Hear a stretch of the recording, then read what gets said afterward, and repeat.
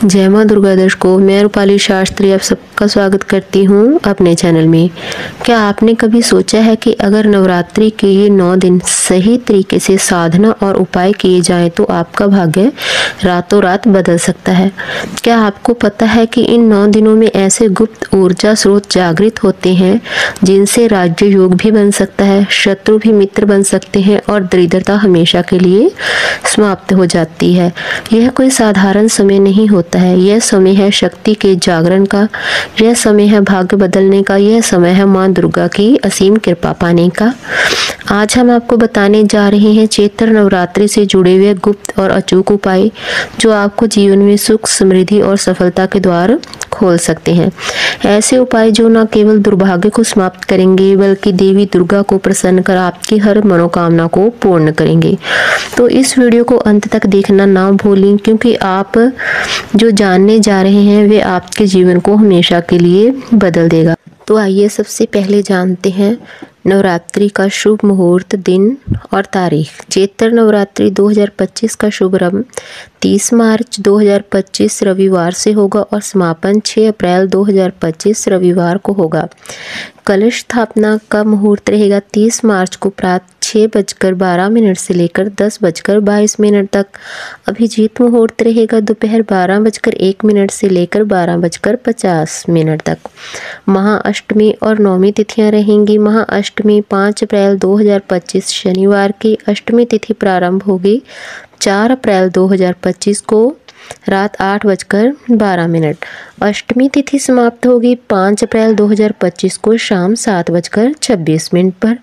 महानवमी होगी 6 अप्रैल 2025 रविवार के दिन। नवमी तिथि प्रारंभ 5 अप्रैल 2025 को शाम 7:26 में। नवमी तिथि की समाप्ति होगी 6 अप्रैल 2025 को शाम 7:22 पर। इस वर्ष पंचमी तिथि के श्रेय के कारण नवरात्रि 9 के बजाय 8 दिनों की ही रहेगी। चैत्र मास का पहला दिन हिंदू नववर्ष का आरंभ होता है और इस दिन ब्रह्मा जी ने सृष्टि की रचना की थी। इसी दिन रामनवमी भी आती है जो भगवान श्री राम के जन्म का दिन है। इस समय वातावरण में नेगेटिव ऊर्जा नहीं होती है, जिससे साधना और तपस्या अधिक प्रभावी हो जाती है। इस दिन देवी दुर्गा के 9 रूपों की पूजा करने से भक्तों को अद्भुत शक्ति और आशीर्वाद प्राप्त होते हैं। नवरात्रि के 9 दिन आत्मा शुद्धि और साधना के लिए सबसे उत्तम माने जाते हैं।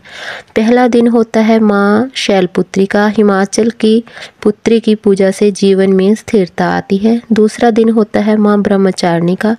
तपस्या और संयम की देवी की पूजा से ज्ञान और आत्मबल की प्राप्ति होती है।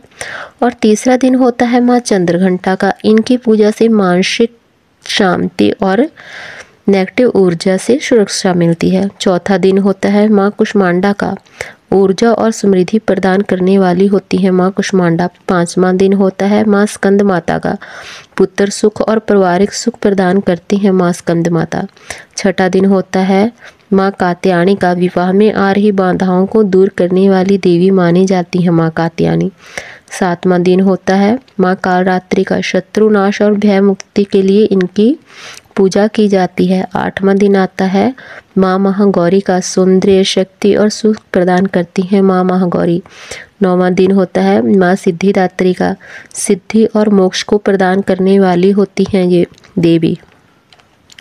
इन 9 दिनों में हमें 9 देवियों की पूजा करने से मनचाही हर एक वस्तु की प्राप्ति होती है।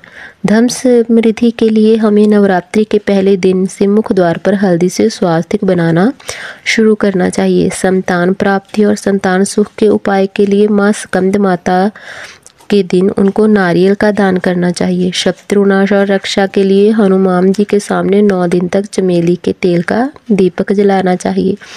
विवाहिक जीवन को सुखमय बनाने के लिए नवरात्रि में देवी कात्यायनी की पूजन हमें जरूर करना चाहिए। 9 दिन तक शिवलिंग पर जल चढ़ाना चाहिए और ओम नमः शिवाय का जाप करना चाहिए।